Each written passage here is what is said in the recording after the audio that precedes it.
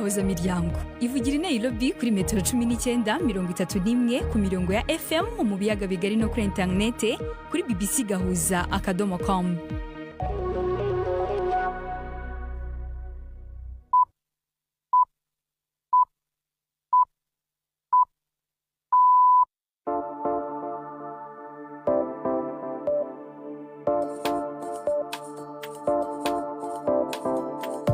Ni saa moya n'igice z'ijoro i Nairobi, ni saa 12 n'igice z'umugoroba mu Burundi no mu Rwanda. Muri kumwe na Latifa Mutesi. Mwiriwe neza abakunzi ba BBC Gahuza miryango, mbaye ikaze mu makuru yo kuri uyu wa gatatu tariki ya 18 ukwezi kwa kabiri umwaka wa 2026 ingingo z'ingenzi amakuru yacagiye kwibandaho kuri uyu mugoroba. Muri Republika Demokarasi ya Kongo uyu munsi byari biteganyijwe kagahenge mu mirwano gatangira kujya mu bikorwa, naho mu Rwanda ikigo cy'igihugu gishinzwe indangamuntu cyatangije gahunda y'indangamuntu koranabuhanga isaba abanyarwanda bo mu mahanga. Bizagenda biti kuri diaspora hari pre-enrollment ikorwa ku irembo linkira hari iyo bagiye muri services za NIDA barayibona, barabyikorera pre-enrollment ya phase ya mbere yo kwemeza amakuru. Tuzakorana na embassy mu kubashikiriza ibikoresho tukabatraininga, hanyuma abari bo bajya babikora bafotora abanyarwanda. Naho mu kiganiro cy'abagore Hanita Umutoni washinze ikigo gikora ibicanwa bitangiza ikirere, havuga ko iki kigo gifasha abagore bagenzi be kwiteza imbere.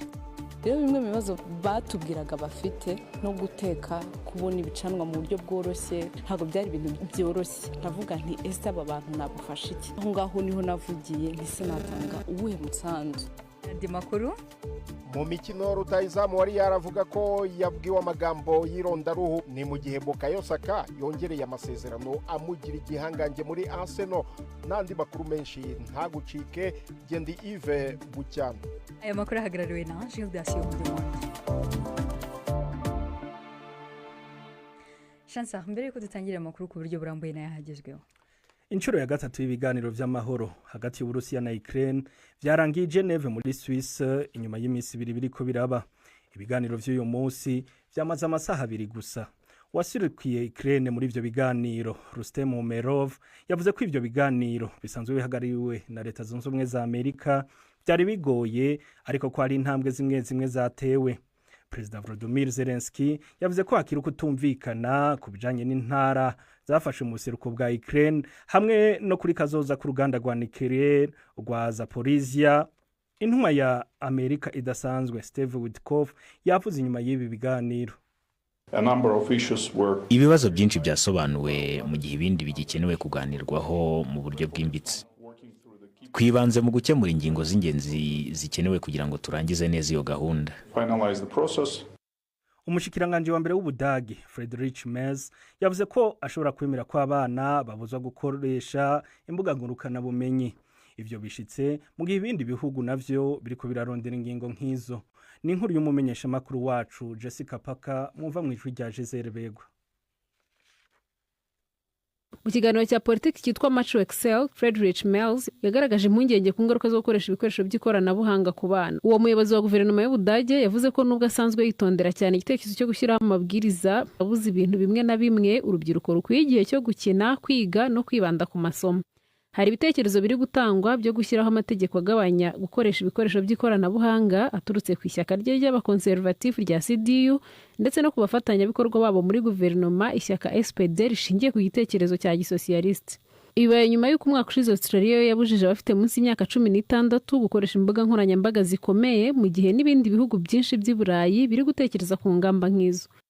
Amakuru ava muri Nigeria avuga ko abantu batari munsi ya 38 bapfuye kubera umwuka wa carbone bita gaz carbonique bikekwa ko waturutse mu kirongwe c'ubutare kiri mu ntara ya Plateau iri hagati mu gihugu. Abandi 27 bari kwa muganga, bamwe bakaba baremvye cyane. Amakuru atangwa n'inzego z'umutekano avuga ko abacukuzi benshi baguye hasi mu gihe bariko bagerageza guhunga nyuma y'uko uwo mwuka warumaze kwiyongera muri ivyo birombwe bitari bifise uburyo bwiza bwo guhema.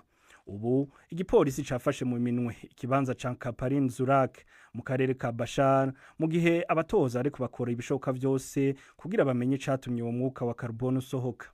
Latifa. Urakoze Shansa.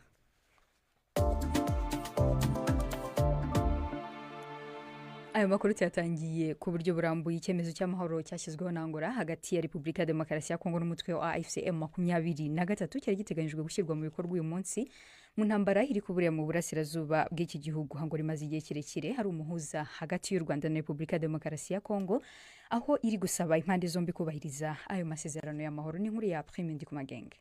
Isaha 6 canke saa 6 z'umutaga niho ako gahengwe byari bitegekanijwe yuko gatangura kuja mu ngiro. Kuwa gatanu heze leta ya Kongo yemeye yuko izokubahiriza ako gahengwe katangajwe na perezida wa Angola Joao Lourenço imisi 5 imbere yaho. Ku ruhande rwa M23 perezida wa Angola gitangaza ako gahengwe, umunyamabanga wa AFC M23 yavuze ati nitwumva inzira ya Angola, maze ashimangira ko bo bashishikajwe n'ubuhuza bwa Qatar. M23 ivuga yuko itarabwa n'inama zabereye i Lome muri Togo ni Rwanda muri Angola mu kwezi guheze no muri uko nyene, ivuga ko itazitumiwemwo kandi itazimenyeshejwe. Gushika ubu nta ruhande muri izo BBC irashobora kuronka kubwira rwemeze yuko rwubahirije ako gahengwe kari gutangura uyu munsi. Ni mu gihe hari hamaze iminsi haba intambara zikomeye mu karere k'imisozi miremire ya Fizi mu ntara ya Kivu y'Epfo. Ingabo za leta ya Kongo zifatanije na Wazalendo n'ingabo z'u Burundi zariko zirarwana n'abarwanyi batwirwaneho bafatanya na M23. Leta ya Kinshasa ivuga ko bafashwa n'ingabo z'u Rwanda. Mu kwezi guheze ingabo za leta ya Kongo FARDC zatangaje ko zifise ihangiro ryo kwisubiza ku nguvu agace ka Minembwe Centre kamaze umwaka gafashwe n'abarwanyi batwirwaneho. Si ubwa mbere hatangazwa agahengwe mu ntambara ya Kongo, mbere n'impande zose zikakumvikana ko ariko nikaje mu ngiro canke impande zikagirizanya ku karengako. Mu biganiro vyongeye kuba i Doha muri uku kwezi hagati y'impande zompi, bumvikanywe intumbero y'ingene agahengwe bumvikanye ko mu mwaka uheze ko kubahirizwa. Ariko kandi mu mpera z'umwaka uheze abakuru ba Kongo n'u Rwanda bari bashize umukono ku masezerano y'amahoro yitiriwe aya Washington ku buhuza bwa Perezida Donald Trump. Mbere yanayise igitangaza, ariko ubwo nyene M23 yagirizwa gushigikirwa n'u Rwanda ica yinjira mu gisagara ca Uvira. Ivyuko ako gahengwe katangajwe na perezida wa Angola kubahirizwa rero no kubitega amaso, ariko ikibazo kiguma hahandi, niki cabujije utundi duhengwe kubahirizwa canke niki cotuma ubu ibintu bihinduka. Prime Ndikumagenge harakoze cyane. Mu Rwanda ikigo cy'igihugu gishinzwe indangamuntu NIDA cyatangije gahunda y'indangamuntu koranabuhanga. Ni indangamuntu izahabwa abantu bose kuva ku bana bakivuka. N'ubwo gahunda yatangiye ndetse nyuma y'intara y'Amajyepfo bikabigeze mu mujyi wa Kigali, bamwe banyeshuri bari ku mashuri ndetse n'abanyarwanda baba mu mahanga ntibaramenya uko bizagenda kugira ngo nabo babone indangamuntu koranabuhanga. Umuyobozi mukuru wa NIDA Mukesha Josephine yaganiriye na mugenzi wacu Anne Marie niwe mwiza maze atangira musobanurira uko biteganyijwe ku banyeshuri.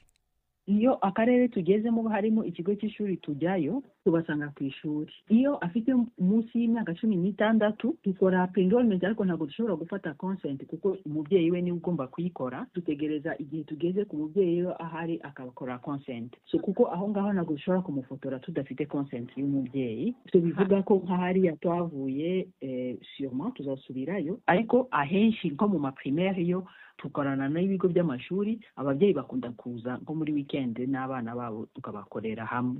Ku babyeyi bafite abana bato bo bazabigenza gute kugira ngo nabo abana babo babashe kubona indangamuntu koranabuhanga? Abantu bafite abana bato hari abacikanwe ku mpamvu zitandukanye, nabo ashobora kujyana cya gipapuro batanga kwa muganga umwana avuka, akajya kureba sedo akamufasha kwandika umwana kugira ngo none nituhagera naho azaba afite kode y'umwana agende gusa nawe abe yamufotoza mu buryo bworoshye. Kuko twabonye abana bo muri primaire bamwe na bamwe ababyeyi baracikanwe ntabwo bandikishije abana babo. Hanyuma ku banyarwanda baba mu mahanga bo bizagenda bite? Kuri diaspora hari pre-enrollment ikorwa ku irembo, yaba ari abakuru cyangwa abatoya. Link irahari, iyo bagiye muri services za NIDA barayibona. Barabyikorera pre-enrollment ya phase ya mbere yo kwemeza amakuru. Tuzakorana na embassy kubashikiriza ibikoresho tukabatraininga, then ambassade ikazakora ya outreach nkuko igiye akora. None se nk'ubu tuvuge hari umunyarwanda uba mu mahanga ariko akaba ari mu Rwanda kubera impamvu zitandukanye, uyu nguyu ashobora kwiyuzuriza amakuru ye aho mu Rwanda, akaba yakosoza ibitameze neza ndetse akaba yanifotoza akarangiza byose atagombye gutegereza igihe bazagerera mu gihugu yaba abamo.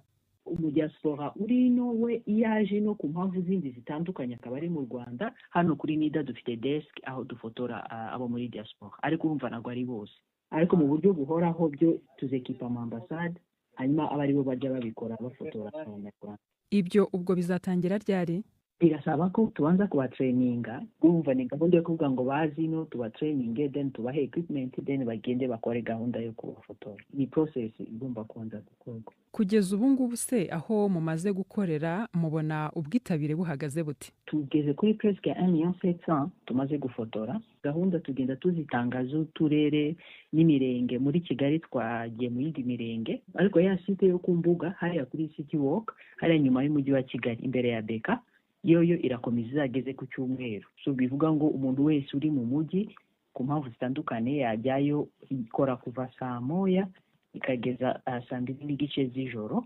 Ikindi abari mu tundi turere tutari twageramo bashobora kohereza ubutumwa bugufi, bakandika amakuru, bagasigamo kanya bakandika nimero y'indangamuntu yabo, bakayohereza kuri 3500, noneho ikabereka amakuru yabo ku buryo abireba uko tuyafite mu gitabo cy'abaturage.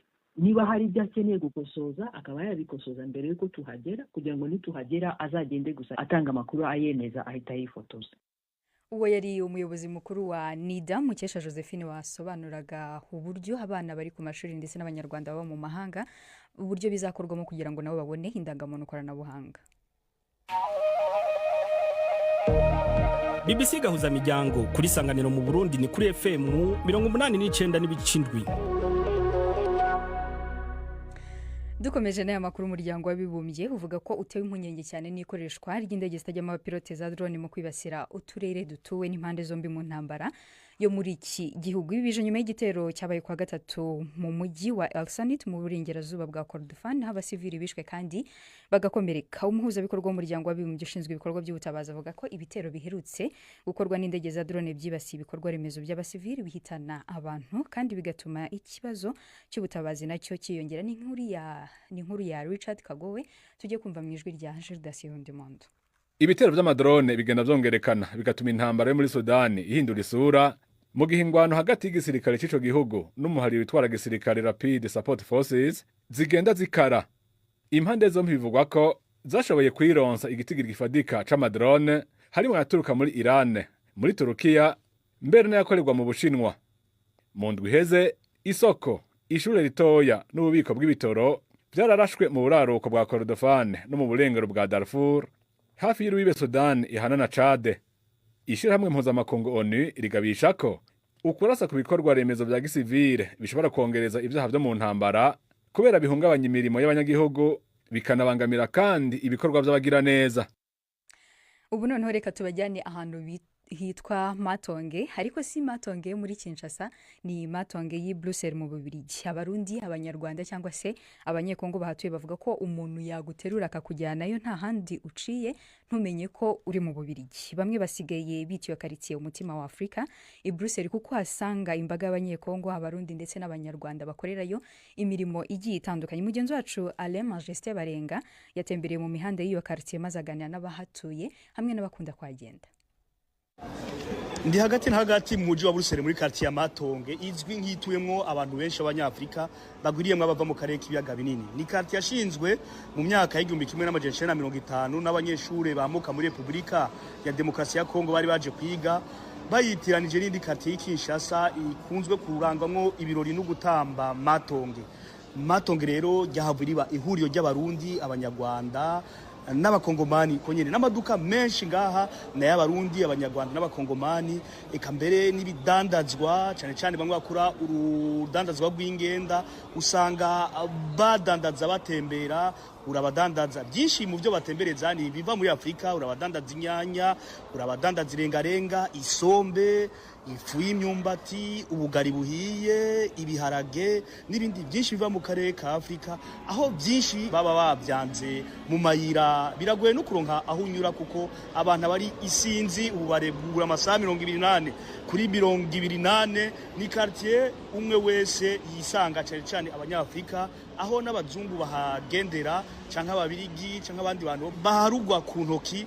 Kazadi n'umukongomani w'imyaka 46 amaze hafi imyaka 30 aba mu gihugu c'Ububirigi, aje gusuma inyanya, intore n'isombe ku badandaza bagizwe na nini n'abagore batashimye kuvugira ku vyuma vyacu bakora urudandaza rw'ingenda, kuko igipolisi coco kibaguba inyuma kibatesha kugira ntibadandarize mw'ibarabara. Inyuma yo gusuma, Kazadi yerekeje mu kindi kirabo cabo muri Republika ya Demokarasi ya Kongo kwibarabara ryitiriwe Wavre. Aho nahahuriye n'abagenzi biwe isinzi, umuziki nijya nawe nubwo amasaha kiri hafi hataraga n'isaha 11. Aratubwira uko Matonge kubwiwe ayifata. Matonge napenda kuonana na warafiki wa jamaa. Matonge nakunda kuko ndahasanga inshuti n'abagenzi, tuba tuje kuruhuka, ngahura n'abagenzi tugasangira, tugatamba akazi k'ikiwacu. Kula muziki. Ikintu ukunda cyane ngaha muri Matonge ni giki cyane gitumuza ngaha iminsi yose?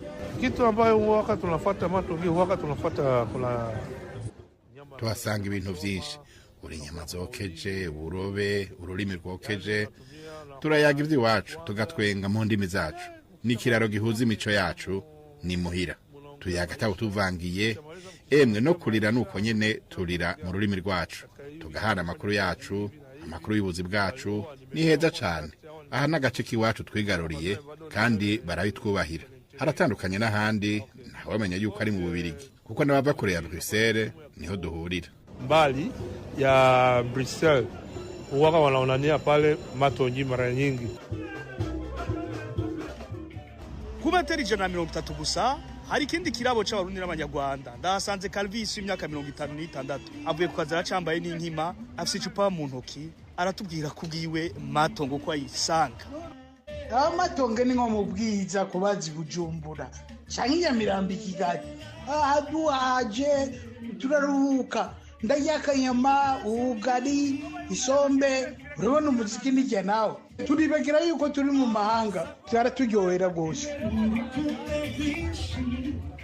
Nubwo ku minsi isanzwe y'imirimo no ku munsi wa gatandatu abantu banyuragiranwa, urabasuma, urabatamba, urabugura ubare, ku munsi w'Imana hoho Matonge ibifise indi sura, kuko benshi bahurira ku masengero ari menshi cyane ngaha muri Matonge, ko bigoye kugenda ikilometero kimwe ntubone isengero, aho amasengero menshi ari y'abaprotestani. Iburuseli mu Birigi, Alain Majesté barenga. Alain Majesté harakoze cyane, reka dukomereze mu mikino, Iva arakomeza. Imikino kuri BBC yahuza miryango. Mwireho neza mwese bakunze imikino kuri BBC. Mpere mu Rwanda, irushanwa mpuzamahanga ryo gusiganwa ku magare rizwi nka Tour du Rwanda rizatangira ku cyumweru. Ni irushanwa rizenguruka igihugu cyose, rikazaba rigizwe n'uduce 8 uretse ikipe y'u Rwanda, ikipe y'igihugu yamaze gutangazwa. U Rwanda kandi ruzaba rufitemo ikipe ya Benediction n'ikipe yitwa Amani Rwanda, irimo abakinnyi bavangavanze abanyakenya n'abanyarwanda. Harimo kandi n'amakipe akina World Tour, no kuvuga amarushanwa akomeye ku isi, harimo Tour de France, amakipe azwi cyane nka Movistar yo muri Espagne, NSN yo mu Busuwisi, Sudal Quick Step yo mu Budage n'ayandi. Muri Afrika, tombora yabaye igaragaza uko amakipe azahura muri kimwe cya kane cy'imikino ya Champions League. Ikipe ya Berkane yo muri Maroc izakina na Al Hilal Omdurman yo muri Sudan, ari kwikinira i Kigali muri shampiyona y'u Rwanda. Esperance de Tunis yo muri Tunisia ikazakina na Al Ahly yo mu Misiri. Ni mu gihe Mamelodi Sundowns yo muri Afrika y'Epfo izakina na Stade Malien yo muri Mali, naho AS FAR yo muri Maroc ikazakina Pyramids yo mu Misiri, ari nayo ifite igikombe. Tujye mu mikino y'igikombe cya Champions League noneho ku mugabane w'Uburayi, imikino yo gukuranwamo bashaka itike yo kujya mu makipe 16 azakina kimwe cy'umunani. Rutahizamu uca ku ruhande wa Real Madrid Vinicius Junior yavuze ko abavangura uruhu ari ibigwari, mu gihe umukinnyi wo hagati wa Benfica Gianluca yahakanye ko yamubwiye amagambo yerekeranye n'irondaruhu. Uyu mukinnyi w'imyaka 25 Vinicius Junior yamenyesheje umusifuzi François Letessier ibyayo magambo y'irondaruhu ashinja Prestiani ubwo Real Madrid yatsindaga Benfica 1-0 i Lisbonne. uyu mukino wa Champions League wahagaritswe mu gihe cy'iminota 10 amakipe yombi akaba yanavuye mu kibuga nyuma y'igisa nk'imvururu mu kibuga zaturutse ku burakari bwa Vinicius Junior. Uyu rutahizamu yagiye ahura n'ibikorwa byinshi by'irondaruhu mu mwuga we w'umupira w'amaguru. Yanditse ku rubuga rwe rwa Instagram ati abaronda uruhu mbere na mbere n'ibigwari baba bakeneye kwipfuka imipira yabo ku munwa kugira ngo berekane uburyo ari abanyantege nke. Ifoto ya Gianluca Bresciani mu kibuga igaragaza ko yari yapfutse umupira ku munwa ari kubwira amagambo Vinicius Junior atamenyekanye. Mu yindi mikino yarayibaye, Monaco yatsinzwe na Paris Saint-Germain 3-2, Borussia Dortmund itsinda Atalanta 2-0, Galatasaray inyagira Juventus imvura y'ibitego 5-2. Indi mikino yo gushaka itike iraza gukinwa nijoro. Karabakh yo muri Azerbaijan irahura na Newcastle United. Bodo Glimt yo muri Norvege ikina na Inter Milan. Club Brugge yo mu Bubiligi irahura na Atletico Madrid, mu gihe Olympiacos mu Bugereki iri bwakire Bayer Leverkusen yo mu Budagi. Soreze kuri Bukayo Saka, rutahizamu uca ku ruhande wa Arsenal yasinye amasezerano mashya y'imyaka 5 muri Arsenal azagera muri 2031. BBC Sport yamenye ko aya masezerano azatuma Bukayo Saka aba umukinnyi uhembwa akayabo kurusha abandi mu ikipe ya Arsenal, kuko azajya ahembwa umushahara urenga 300,000 by'amapaundi ku cyumweru. Aya makuru aje nk'imbaraga nshya kuri Arsenal mu gihe irwanira ibikombe 4 bitandukanye. Aya masezerano ni urugero rwa vuba rugaragaza ko Arsenal yifuza kugumana abakinnyi bayo b'inkingi za mwamba mu gihe kirekire mu rwego rwo kubaka ikipe irwanira koko ibikombe. William Saliba, Gabriel Magalhaes, Ethan Nwaneri na Lewis Kelly bose basinye amasezerano mashya y'igihe kirekire mu mpeshyi ishize. Ayo niyo y'imikino nabateguriye. Gendi Yves Bucyana.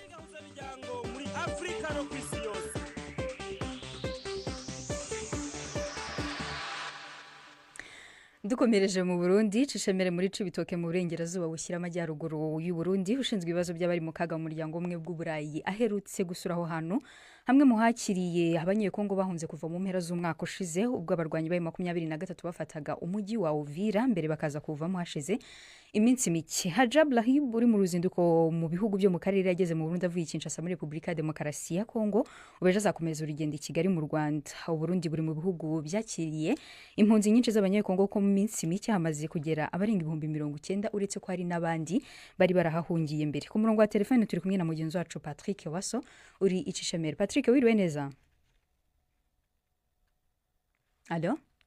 Mwiriwe neza Latifa. Yego Patrick, uwo muntu uherutse. We allo Latifa, ndabumva 5-5. Yego, uwo muntu uherutse kubasura yari afite ubuhe butumwa? Ubutumwa bwari bubiri. Haja Lahib yabwiye impunzi z'abakongomani ziri ngaho Icishemere bose hamwe bangana hafi 8,532, aho yababwiye yuko yifatanije nabo muri bino bihe bigoye cyane barimwo. Avuga ati sinaje ngaha Icishemere imbokoboko, nazanye imfashanyo ingana hafi 4 miliyoni z'amafaranga y'Abanyaburaya kugira ngo zifashe zino mpunzi z'abakongomani ziri ngaho Icishemere eka impunzi z'abakongomani zose ziri ngaha mu Burundi mu nkambi zitandukanye. Ngaho Icishemere ni imwe mu nkambi z'imfata kibanza zakiriye impunzi z'abakongomani. Urakoze cyane Patrick. Mugenzi wacu Patrick Waso harakoze cyane. Ubu turi ku isaha y'isama n'iminota 52 i Nairobi muri Kenya, ni saa 10:52 mu Rwanda no mu Burundi. N'umwanya wo kumva ibyabikuye mu kinamico runani cyo ku munsi w'ejo.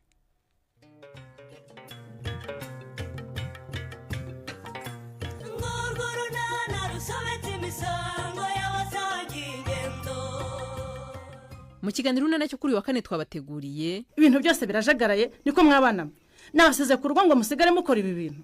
Ariko mama singiyewe nanjye singiyewe. Umva mbese mwese mutangiye kubihakana. None se ko mwese mubihakanye nende wabikoze? Mama ni papa. Ngwiki? Ni papa wanyayagije ibintu hirya no hino. Niwe mama. Ariko muranyumvira ababanara nta soni ngo niso wanyanyagije ibintu hirya no hino. None se mama ntiyabitereye hejuru yo gupakira ibintu bye. Ngwiki? Ni saa 12:45 kuri BBC.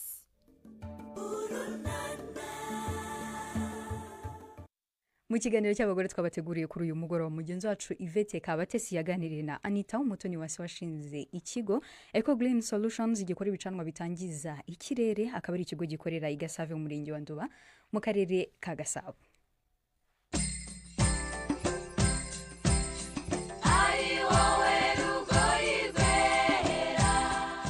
Mwireho neza. Eco Green Solutions ni ikigo gikora ibicanwa bitangiza ikirere bikozwe mu bisigazwa by'ibihingwa n'ibiti ndetse kigakora n'imbabura zabugenewe. Iki kigo cyashinzwe na Anita Umutoni wemeza ko uretse kubungabunga ikirere ibikorwa bye binafasha abagore bagenzi be. Twabasanze aho bakorera i Gasave mu murenge wa Nduba, akarere ka Gasabo. Nagiriwe amahirwe yo gukorera ikigo dusura abaturage.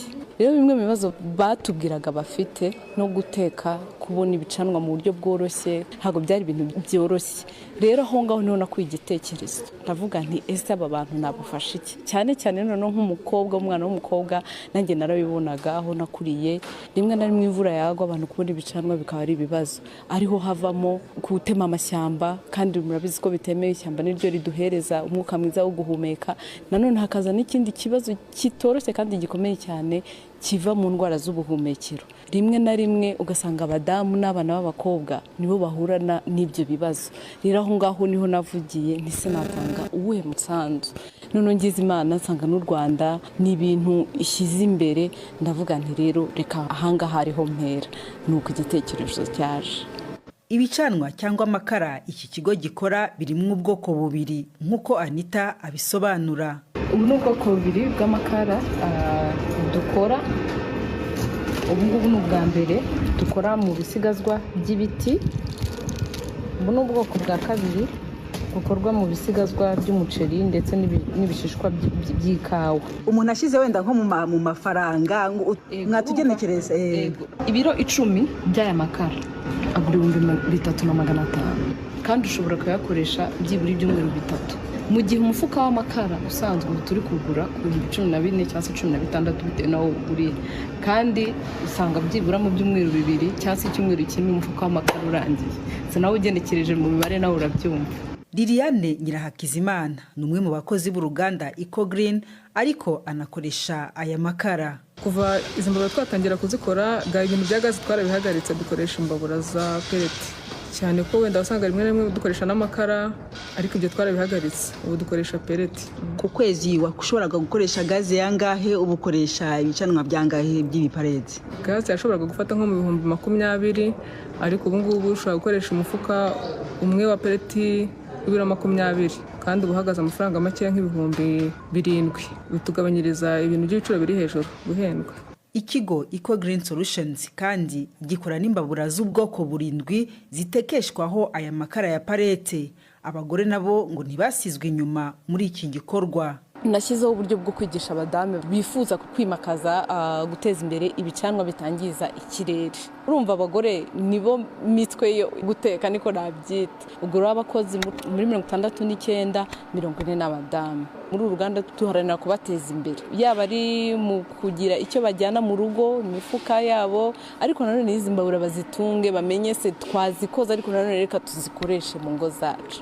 Iyo rero bagusobanurira bakubwira ko bibafasha yaba guteka cyangwa se no kwiteza imbere. Yego, birabafasha mu guteka, kuko nk'urugero nk'abana babo ntibagikererwa bagiye gushaka inkwi, bagiye gushaka uburyo bwo guteka ngo bakererwe bajya ku ishuri, kandi biranaborohereza kugira ngo bajye no mu yindi mirimo yindi yabo isanzwe ya buri munsi. Kuri ubu iki kigo cyagemuraga mu nkambi z'impunzi, gusa muri uku kwezi ngo gifite gahunda yo kwagura ibikorwa, ibi bicanwa bikagezwa no ku masoko asanzwe ya Kigali n'ahandi. Ni hano dusoreje, muramuke neza.